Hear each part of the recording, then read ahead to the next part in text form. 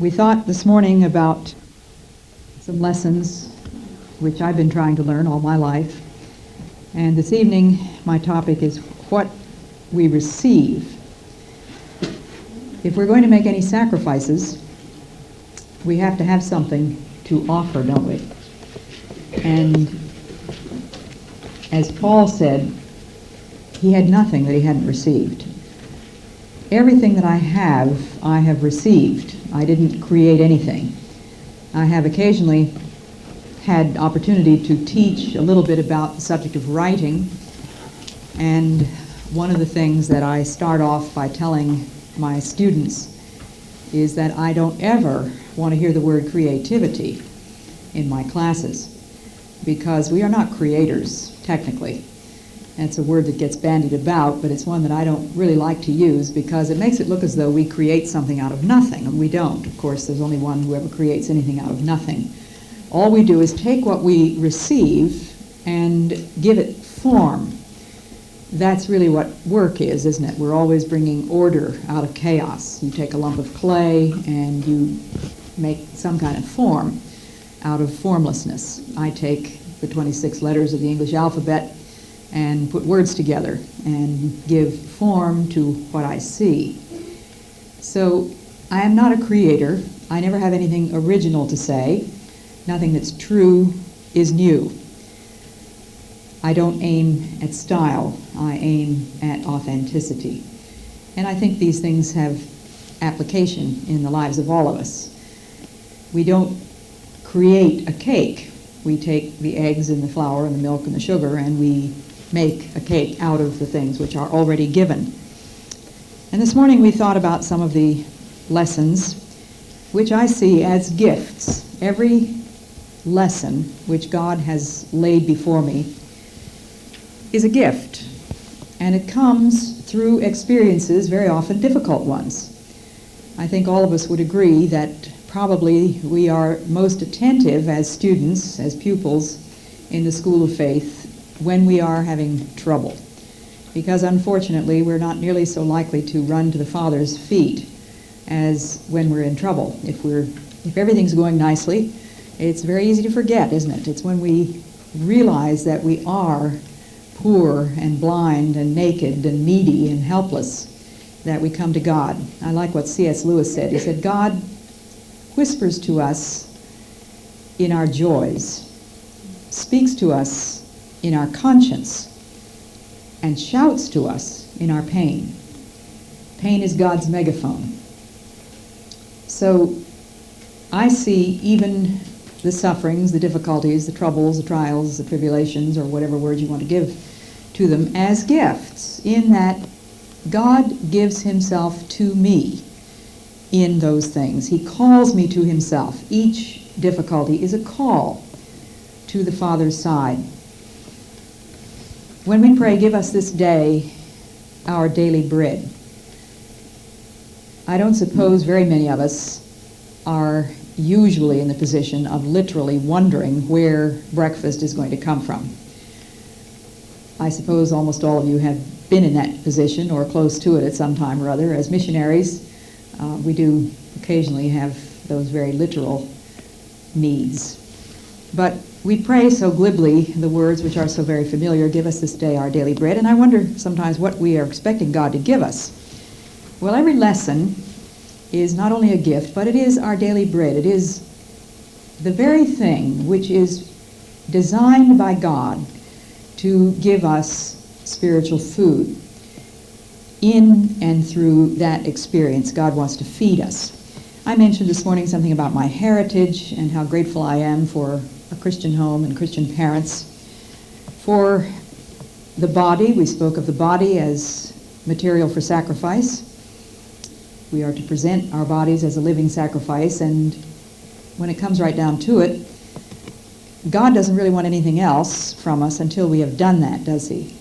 He doesn't want our money or our time or our labors until we have already presented all that we are and all that we have to him as a living sacrifice.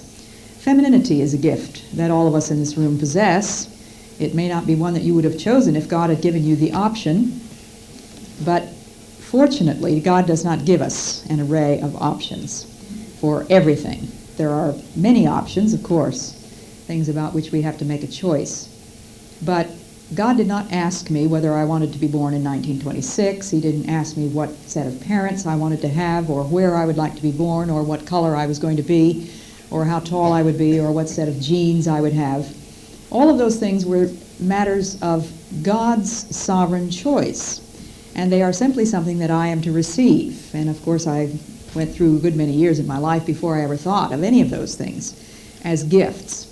But when any of those things presents a difficulty, then I recognize that God is asking me to see that these are the terms of my life which He in His wisdom and His sovereignty chose, and that I am to accept them with both hands and say, yes, Lord, if that's what you want to give me, I'll take it.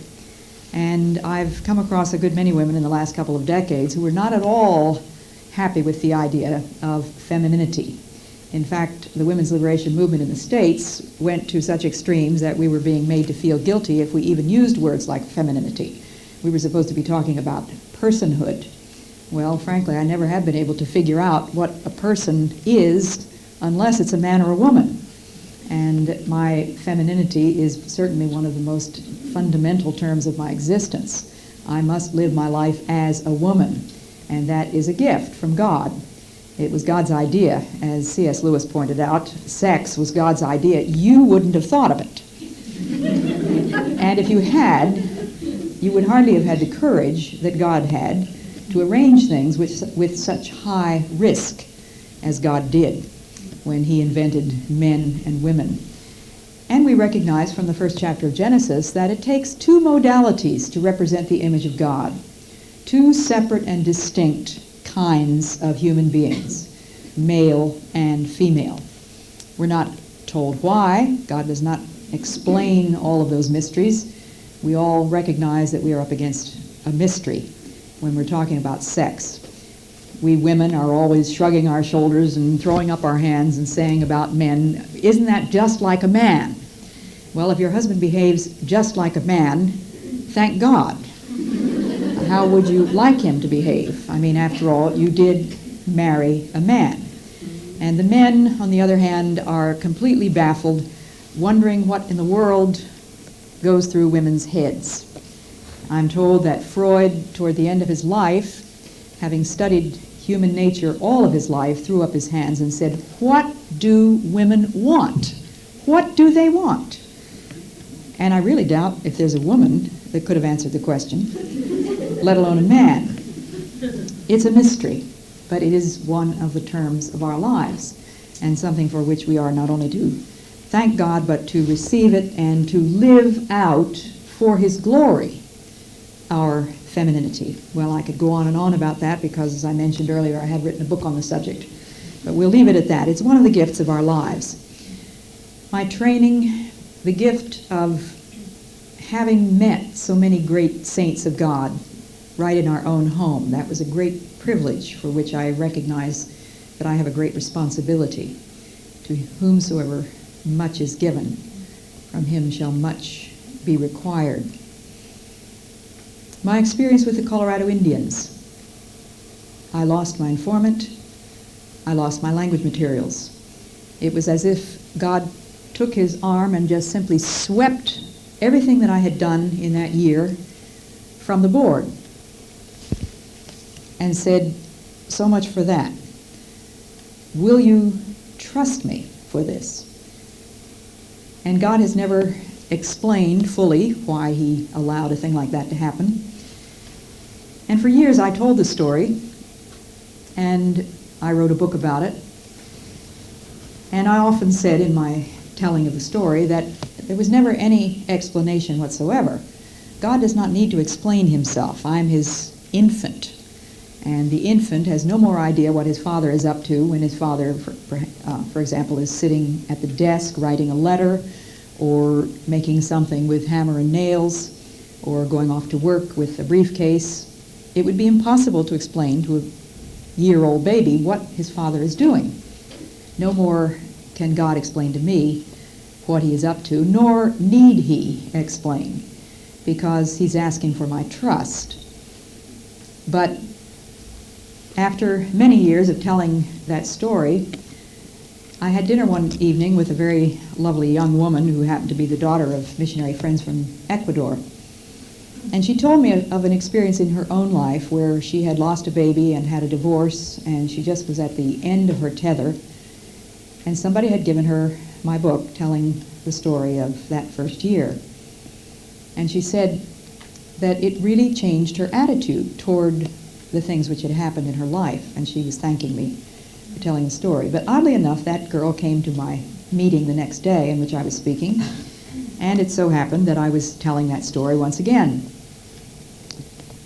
And even though I always try to remember to say, God does not explain himself, he has never explained to me why he allowed that to happen, and I think I said it that morning, this same girl came up to me afterwards and she looked at me in a very puzzled way and she said, did God ever explain to you why he let that happen? And I said, yes, last night. And she said, what do you mean? And I said, at your dinner table. She still didn't know what I meant. And so I said, you remember what you told me about this book? And finally the light dawned and she said, oh yes. And I said, now surely that's not the only reason for your sake, but it certainly is a little clue, isn't it? That God is up to something. God has purposes that you and I can't even imagine. Now that girl wasn't even born when I had that experience. I could never have imagined when I wrote the book that it would help a girl who was in the middle of a divorce and had lost a baby. Those are experiences I know nothing about. But as I said to you this morning, I know the one who knows. And I know the points at which he has met me. So I can look back at the Colorado experience and say, it was a gift. And I can also say, what I said this morning, every gift is for the sake of the body. We are not solitary individuals. Everything that affects me affects you. When one member of the body suffers, the whole body suffers. When one member of the body rejoices, the whole body is supposed to rejoice with it, isn't it? And that's the way God works. And the ripple effect of our trust and our obedience is infinite. We do not have any idea what the effect is going to be on other people. And we don't need to know, because we know that God knows exactly what to do about it. So much for a little review of some of the things that we talked about this morning and the ways in which they can be looked upon as gifts. They are things that we have received. Now I'll give you my 3 things to remember, and then I'll try to go through them one by one. Number 1, let's talk about original sin. Number 2, every good gift is from the Father of lights. And number 3, every gift is a privilege, a responsibility, and a limitation.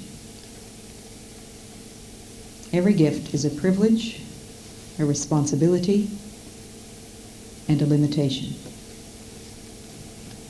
Now, what exactly was the sin of Adam and Eve? The average man on the street, I suppose, would say they ate an apple. Well, the Bible doesn't say anything about apples, but they did eat a piece of fruit that was forbidden.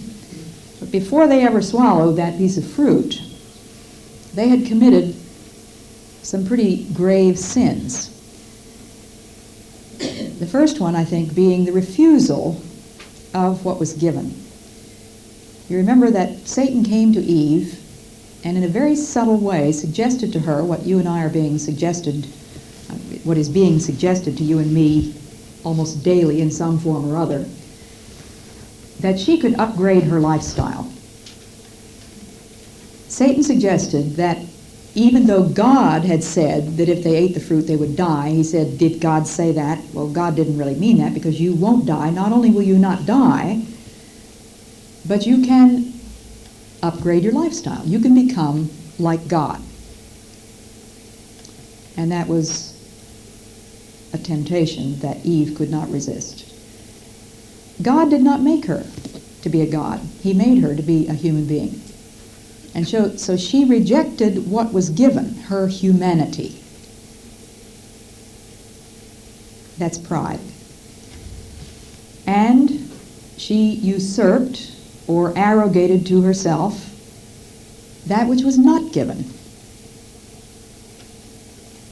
The fruit, which represented the knowledge of good and evil, which would make her like gods. So the original sin was that of pride in the refusal of what is given and the taking of what is not given. And that is what I see on all sides in the angry women in my country who refuse their femininity, for example, refuse the gift and the privilege and the responsibility of marriage, women who already have husbands. I know a whole lot of women who would love to have a husband who don't, and I dare say there may be some of them here tonight. I'm talking about women who have been given the gift of marriage and then reject the particular man that God has given them, reject his particular set of gifts and his qualities. And we could go on and on. But all of us, I think, in some form or other, repeatedly refuse the things that God wants to give to us and usurp the things which he never meant to give to us. There's a lot of greed in the world, isn't there? Wanting what we don't have and not wanting what we do have. We must learn to receive the gifts that God gives us. And we'll get into some more specifics in a moment. Number 2, every good gift and every perfect gift, says James, comes from the Father of lights. And when we receive the gifts that God gives us, we receive them with humility. To reject them is pride. To receive them is humility. We don't say to our Aunt Susie, if she gives us a crocheted toilet paper cover, and I don't know whether anybody in Europe makes crocheted toilet paper covers, but there seem to be a lot of old ladies in the States who like to give those for Christmas presents. Well, how many can you use? But if Aunt Susie gives you a crocheted toilet paper cover, what do? You say thank you, don't you? My daughter got 7 pewter trays with "Give us this day our daily bread" for wedding presents. She had to write 7 thank you notes for exactly the same kind of pewter trays with "Give us this day our daily bread." When human beings give us gifts, they're not always very wise, and they give us a lot of things that we really don't appreciate. And God gives us some things we don't appreciate too, but we do know for sure that God never gives us any gift which is not exactly appropriate to what he knows we need. Every good gift is from above and comes down from the Father of lights, in whom is no variableness, neither shadow caused by turning. Now, I've been given a body. Right now, this body is tall, white, female, middle-aged, Anglo-Saxon, and there's not very much that I can do about that. I remember how dreadfully out of place I felt when I first went to Ecuador. I was saying to my friend back here, is it Anna that doesn't speak English? Is that your name? Anna is about as tall as I am, I think, and I was saying to her that one of the first words I ever learned in Spanish was gigante, meaning giant, because every time I would get on the bus, the Ecuadorian buses are about this tall, and I would have to be bent almost double. There was never a seat. I had to stand, and I would hear this word back and forth in the bus, que gigante. Most of the Ecuadorians were about up to my shoulder, and when I went to work with the jungle Indians, the tallest woman was not quite up to my shoulder, and the tallest man was only up to my ear. And well, I won't go into that story. That involves a little Spanish, so I'll leave that one out. But most of us have some complaints about our physical body, but this is the body God gave you, isn't it? You can do nothing about the size of your feet or the shape of your nose or the color of your eyes. But it is a good gift. When Amy Carmichael was 3 years old, somebody told her that God can do anything. He can turn water into wine. And so Amy Carmichael decided that she would test that adult statement, and she knelt by her bed before she went to sleep one night and she prayed that God would change her brown eyes into blue, because that was the thing she wanted more than anything else in the world. And she went to sleep in perfect confidence that God would do that. And when she woke in the morning, she jumped out of bed, could hardly wait to push a chair over in front of the mirror. She climbed up and, of course, looked into the same brown eyes. When she told the story years later to her children, she said she couldn't really remember how the answer came, but whether somebody had said it to her or whether God simply put it in her heart. But somehow the answer came, isn't no an answer? She realized that she couldn't say God had not answered her prayer. She knew that his answer was no. And she was very disappointed, and she didn't know why God hadn't answered that prayer. But years later, many years later, when she was a missionary in India, it became very important that she become as much like an Indian as possible. In fact, there were a few occasions when her life depended on her being taken for an Indian. She had very dark hair. She always wore the sari and bare feet. And if she had had blue eyes, of course, it would have been a dead giveaway from a great distance. So that was probably one reason why God said no. He has other reasons. But each of us lives in an earthen vessel. It's just a clay pot. And the Indians in the jungle where I lived made clay pots. There was nothing unusual about any of them. They all looked exactly alike. They might be different sizes, but it was the same clay, the same method, the same design, same purpose, and nobody was ever interested in the pot. Everybody was interested in what was in it. And I've thought a lot about that. I thought about it when I lived with those people, because if ever an Indian, a missionary felt like a clay pot, and a cracked one at that, it was I. I was considered a freak in every imaginable way. I was a liability because I had nothing to offer them that they wanted, and I was an oracle. I had a terrible time learning their language, and no matter what I said, they would repeat it, mistakes and all, because somehow or other, because I was such a freakish person and like a creature from another planet, they regarded my words as almost oracular. I could have told them that the moon was made of green cheese, and they would have swallowed that, hook, line, and sinker. So this body is a clay vessel, but never forget that it contains a priceless treasure. It took me a long time before I could explain to the Indians that I did have something that they needed. They didn't see that I had anything at all to offer. But do I refuse the facts about my body? If there's one thing that irritates me, it's women who refuse to acknowledge the fact that they are aging. Now, to me, nothing could be more obvious. I get up in the morning, I look in the mirror, and I see chaos and decay. And it takes me about 3 times as long to look about half as good as I did 2 years ago. And I think, why should a Christian reject the aging process? It's God's will. It's part of what it means to be a human being. And so, Lord, if you want to make me an old woman, I'll take it. I don't particularly relish the idea of living to 90 years of age. Some people do. But if that's what you want to give me, Lord, I'll take it. It's a gift. I receive my femininity as a gift from God. Eve rejected hers, and that model of femininity for us women for all time was Mary. And Mary simply responded to that staggering message from the dazzling visitor. Behold, the handmaid of the Lord. Let it happen as you say. I don't know any more perfect definition of femininity than those words of Mary's. Here I am, Lord, your servant, your handmaiden. Anything you want. Her plans to marry Joseph, they might go down the drain. How would she ever explain to him, let alone to anybody else, that she had not been unfaithful? She was a Jewish girl. Did she think about the fact that fornication was punishable by stoning to death? Whatever thoughts may have flashed through her mind in the seconds between what Gabriel said and what she answered, we don't know.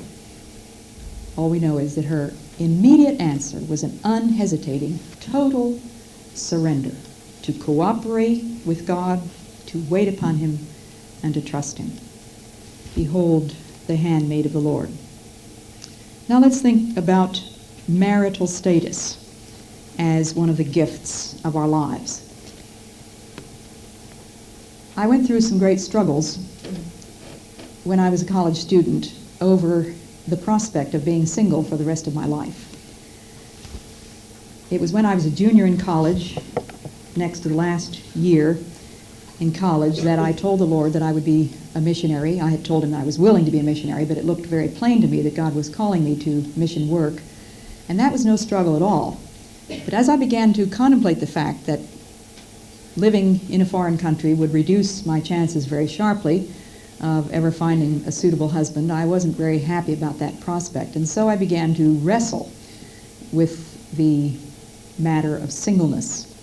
And I went into what we used to call senior panic, where you can see that graduation is closing in and there still are no prospects on the horizon for marriage. And I happened to go to a Christian university, and if you don't find a Christian husband in a Christian university, where do you think you're going to find one? But finally I came to the place where I said, yes, Lord, if that's what you want to give me, I'll take it. But you'll have to give me the grace. And of course it was a hypothetical commitment. Sometimes we pray prayers which aren't really terribly realistic because we don't have the options that we may pray about. I remember a song that was popular when I was young. I'd rather have Jesus than anything. And one stanza says, I'd rather have Jesus than to be the king of a vast domain. I really don't know anybody that's ever had that option. So to pray a prayer like that is kind of hypothetical. And I had no option about getting married at this point. So the only way that God could test the validity of my commitment was to bring a real live possibility into my life. And that real live possibility was in the form of a young man that I had been terribly interested in for a good many months and was quite sure that he would never look at me twice. His name was Jim Elliot.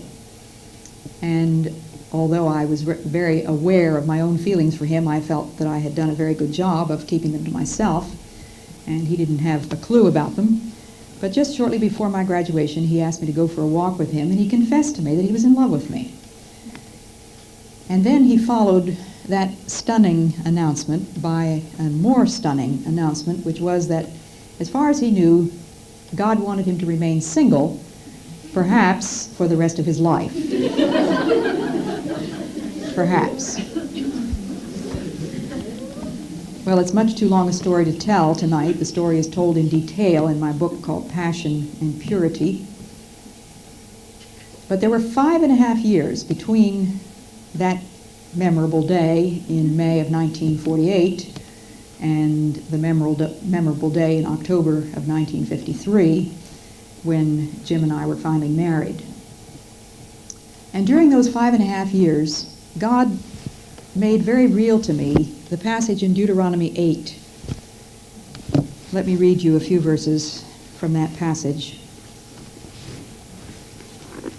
I should say, first of all, that Jim and I were sitting one night talking about this business of singleness. He had come through the same struggle that I had. We were amazed to see the various steps that God had taken us through and the ways in which the very verses that He had given us, the hymns that He had brought to our minds, the writings of various people had matched, sometimes even on the same dates. And it was Jim who pointed out to me that singleness is a gift. I didn't want to hear that. But he could prove it, of course, from 1 Corinthians 7. Paul makes it very clear that marital status is a gift. He says if you're a widow, I think it's a good idea to stay a widow. If you're married, you stay married. If you're single, don't get married. He wished that everybody were single as he was.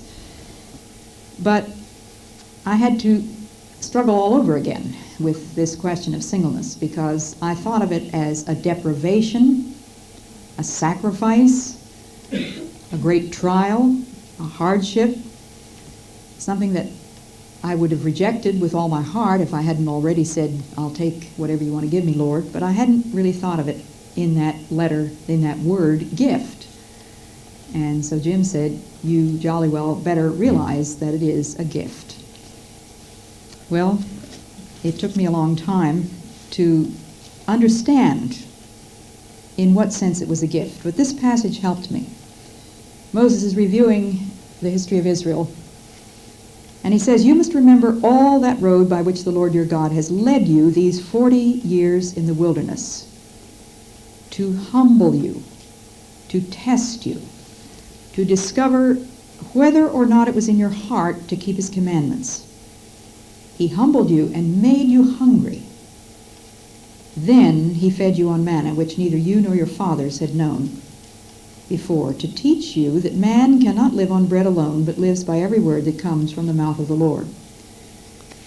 Now, I couldn't count the number of young women that have come to me and told me that they believe that God is going to give them such and such a man. They know his name, they know all about him.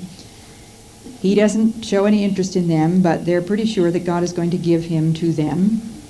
And one of the reasons they're positive about it is because they've prayed that the Lord would take away their desire for this man, and God hasn't done that. I have bulging files full of letters like this. And to use a different example of difficulty, I've had women who had a great difficulty with losing weight come up to me and tell me that they've prayed that the Lord would take away their appetites. And one lady came to me and she said, I heard you speak a year ago, and since then I've lost 60 pounds. And she said, I want to thank you for what you said. Well, I couldn't remember having said anything at all about that, but I said something about the discipline of the body, I guess. But she said, I had been praying for years up until then that the Lord would take away my appetite. And finally, he got through to me by saying, if I took away your appetite, what would you do? She said, I realized that he was not going to make it that easy for me. I had to make some choices. And so I say to these young women who think that because God has not taken away their sexual hunger for this particular man, that is no proof that God is going to give them that man or any other man. How do I know that? From this passage. He led you. He humbled you. He made you hungry. He made you hungry. Now maybe I'm talking to some women tonight who are filled with sexual hunger. I don't know. I may be talking to some women tonight who have an unfulfilled longing. It has nothing to do with sex. Somebody who has been praying a prayer for 20 years. Nothing seems to be happening. Why doesn't God do something? We so often say, well, we just can't understand these things, can we? But he's given us so many clues. He has given us so many very plain reasons. And here's a very obvious one. He made you hungry, then he fed you on manna.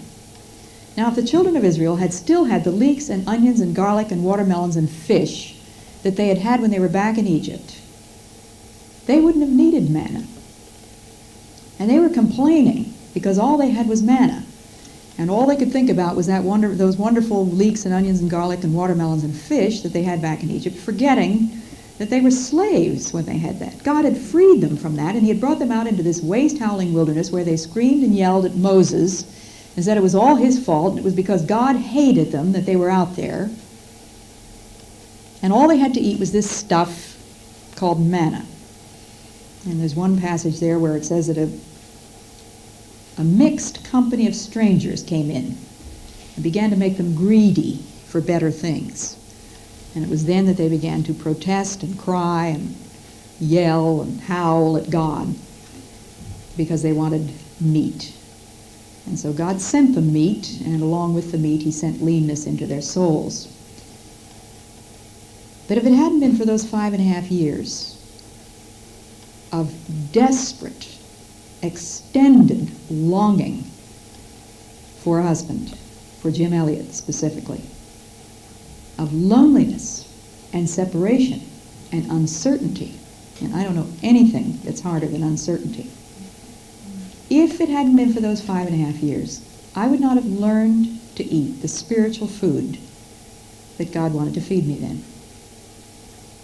He made you hungry in order that he might feed you on manna, and that you might learn that a woman does not live by sex alone, by bread alone, by anything else that this world can offer,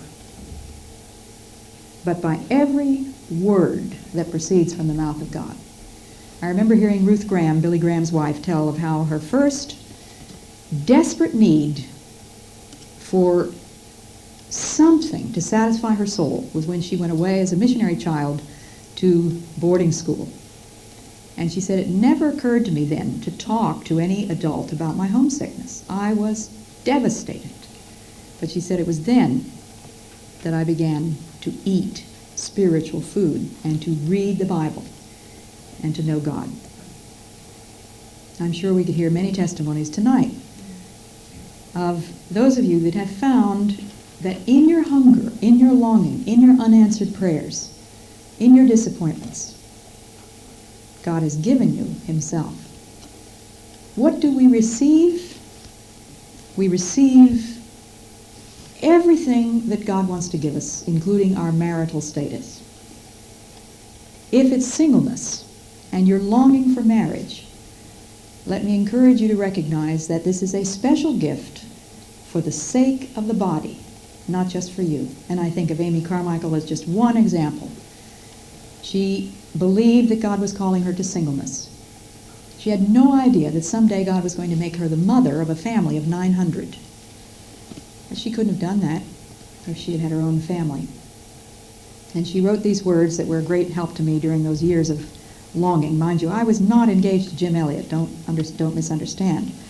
We were not engaged till 5 years later. And it was in Ecuador after we had both been missionaries in separate areas of the jungle. But during those years, these words from Amy Carmichael were a great fortification for my soul. If thy dear home be fuller, Lord, because a little emptier my house on earth, what rich reward that guerdon were. And surely that applies in many ways besides singleness. You who have lost a child, your home is emptier. But undoubtedly, if you have received that at the hand of the Lord, then the ripple effect of that faith and that humility and that obedience will benefit the body. We who are married, there come times when no matter how much you love this man, you get very irritated. You don't like some of his peculiarities and some of his sins. And one of the things that I've tried to remind my daughter in this book, Let Me Be a Woman, is don't forget, you do marry a sinner. There isn't anything else to marry. And don't ever forget, he married one too. And he is stuck with a sinner. If you don't like his particular set of sins, what set would you like to have? Suppose God gave you an option of the combination of sins. You marry this man, this particular sinner, this particular husband, with these particular faults as well as these gifts. One of the things that God brought to my mind when Lars proposed to me, I was not prepared with an answer at all because I could not imagine that God would want me to marry for a third time. I thought it was a miracle I got married the first time. I thought it was just an unbelievable miracle that another man actually came along 13 years later, and I married the second time. So when he died, I just thought, well, that's it. That does it. Surely there could never be anybody else. I wasn't even wanting or thinking of anybody else. But in a very remarkable way, God brought this man named Lars Gren into my life, and so when he proposed to me, I was not prepared with an answer. I told him he would have to wait while I did some more praying and thinking about it. And as I prayed and thought, one of the verses that God brought to my mind was in 1 Corinthians 12. Men have different gifts, but it is the same Lord that accomplishes his purposes through them all. Not everybody is married to a George Verwer. He is a man with a particular set of very evident gifts. And maybe your husband doesn't have nearly such evident gifts. And if I were to make a comparison between my three husbands, I could tell you all about the different gifts that they had, and there were certainly things that Jim could do that Ad couldn't do, and things that Lars can do that Jim and Ad couldn't do, and things that Ad could do that Jim and Lars couldn't do. But it is the same Lord that accomplishes his purposes through them all. And finally, after some more weeks of praying, it was just as if the Lord was saying to me, I'm trying to give you a gift. Will you take it? It wasn't in my categories. Sorry. Okay. So many of my experiences have been those in which God is shaking up my categories, shuffling all the neat little ideas and notions and plans that I had laid. And that was certainly one of them. God had to shake up my categories, the shaking of the foundations. Everything in me has to be shaken in order for God to get through. So this particular husband that you have now, if you have one, is God's gift. I remember hearing a rather angry woman at a certain kind of women's conference make this statement.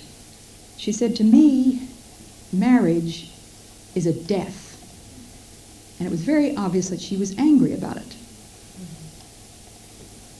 And my heart went out to that woman, and I wished that I could just go up and put my arm around her and say, didn't you know that's what it was supposed to be? What was the passage we read this morning? We bear in our bodies the death of Jesus, that the life of Jesus might be manifest. And every time I say no to myself and yes to God, I am dying a little death. And I'm very aware of the fact that when I'm married, which I haven't been nearly as much of my life as I've been single, and you can easily count it up. If I'm 60 years old and you know how many years I've been married to each of these husbands, it's a small percentage of my life. And so when I was single, I didn't seem to have as much scope for sinning. Do you know what I mean? But when you live with somebody 24 hours a day, the list gets very long. And when I pray, as we do in our church, we have left undone those things which we ought to have done, and we have done those things which we ought not to have done, and there is no health in us, I can think of a great many things that fit under that list when I have a husband. And I realize that he lives with a sinner. And he has to receive this gift of what I am, just as I have to receive the gift of what he is. And so when I have to say no to myself and yes to Lars, that is a little death. So marriage is supposed to be like a death, and there's something else that's supposed to be a death, and that's motherhood. Is there any more perfect illustration on earth of the principle of the cross, my life for yours, than in motherhood? You put your life on the line for 9 months in advance of that child's birth, and then when you go to give birth, you quite literally go down to the gates of death. And is it all over then? After the baby is born, you have this gorgeous little creature in your arms? That's the beginning, isn't it? And every night, for how many nights thereafter, you are laying down your life for that child. You are never again the same. Life will never be the same again. It's my life for yours. I bear in my body this death in order that you might live. I say no to myself in order that you might live. I accept this sacrifice, this disappointment, this trouble, for the sake of the body, for the sake of this husband, for the sake of this child, for the sake of these people, for the sake of those to whom you minister. If you never suffered, you wouldn't know what love was, would you? As C.S. Lewis has said, and I guess this is the third time I've quoted him in one talk, if you don't want to suffer, don't ever love anything, not even a dog. How many of you love dogs? I love dogs, and I have suffered when my dogs have died. My last little dog was named Macduff. He was a wonderful little Scottish Terrier, and there isn't any dog in the world like a Scottish Terrier, and he died of cancer. I cried. Don't love anybody. Don't love anything. Just shut yourself up in a hard shell and see if you can find happiness. You won't, but you might not suffer in certain ways. Love is inseparable from sacrifice. Motherhood is a death. Marriage is a death. But is there any joy like that of motherhood? Now, I don't die the same kinds of deaths that my daughter dies over her children, but they are my grandchildren. And when I think of what those children are going to face in the next 20 years, I could die 1,000 deaths. I could be paralyzed with fear, but I receive them as gifts from God. And we're going to talk tomorrow about what we're supposed to do with these gifts that we receive. Lastly, every gift is a privilege, a responsibility, and a limitation. When I became a widow for the first time, you could be sure that the first thought that sprang into my mind when I got the word by shortwave radio that Jim was dead was not, what a wonderful gift is widowhood. I didn't think about that to start with. But as the days went on, I saw it as a call from God, a vocation. God had taken away the only man that I was sure I could ever love. I was positive that never again would I ever be able to love anybody the way I loved Jim Elliot. And if anybody tonight, let me put in this parenthesis, if any of you are sitting there feeling very uncomfortable for poor Lars, thinking, how does he stand listening to her talk about all those husbands? Let me just say that he likes to hear these stories. We talk about various husbands at home. And one time he said to me, I get so sick of hearing you quote husbands numbers 1 and 2 that one of these days I'm going to say something quotable. But then he said on second thought, considering the price that they had to pay to get quoted, maybe I better keep my mouth shut.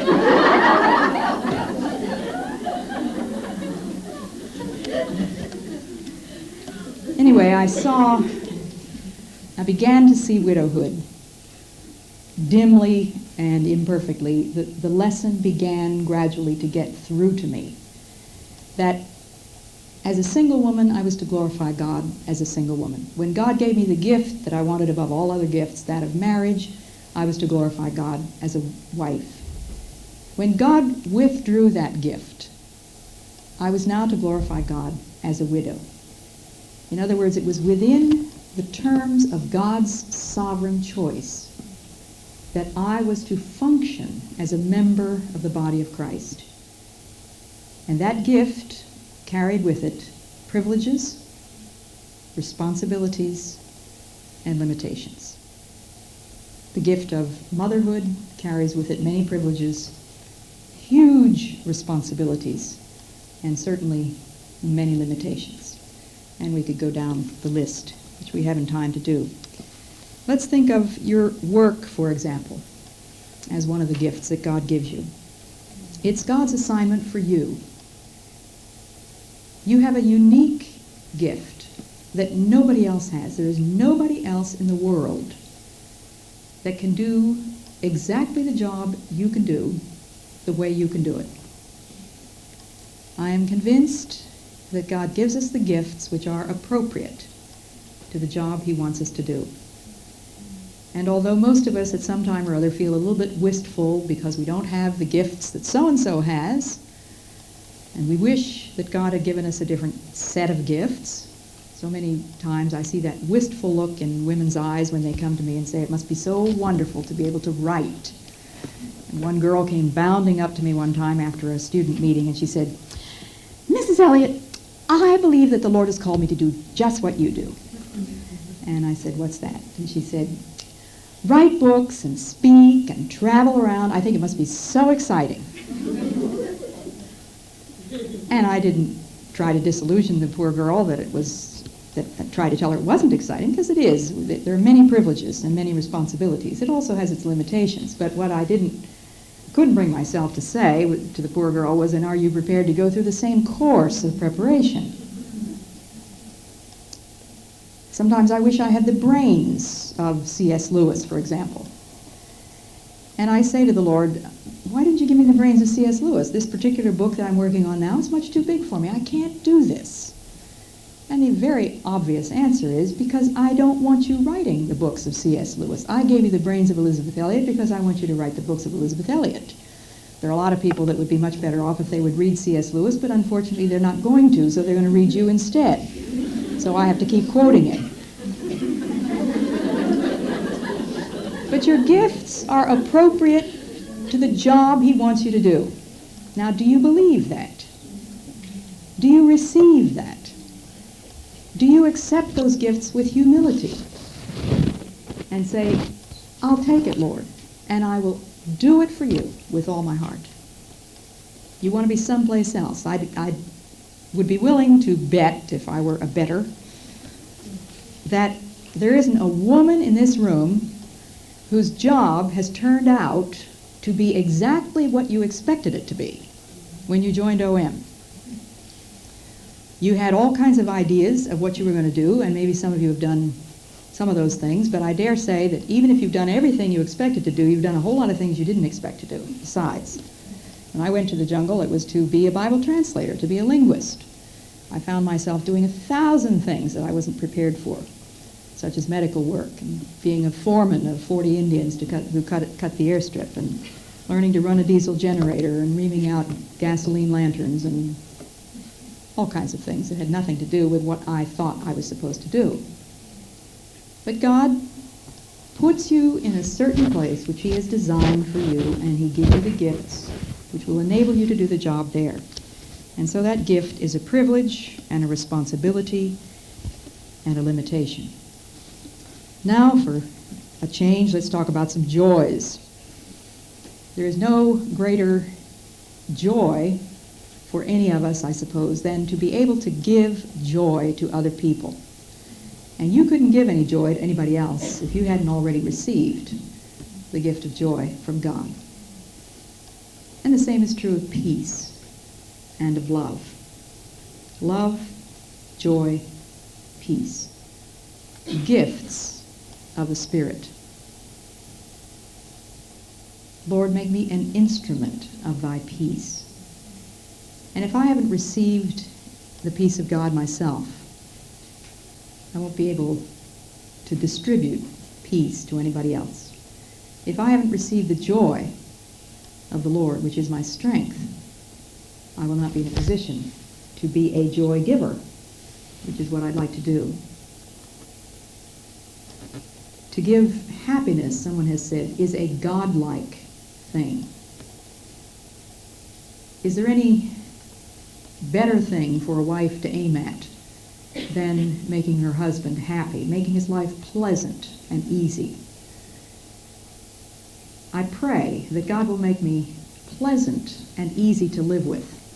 And I know very well, God knows, and Lars knows, that I am not naturally an easy person to live with, not at all. I'm extremely picky about a whole lot of things. And as probably you can see in even this brief acquaintance, Lars and I are two very different personalities. We don't need to go into all the details, but we are very different.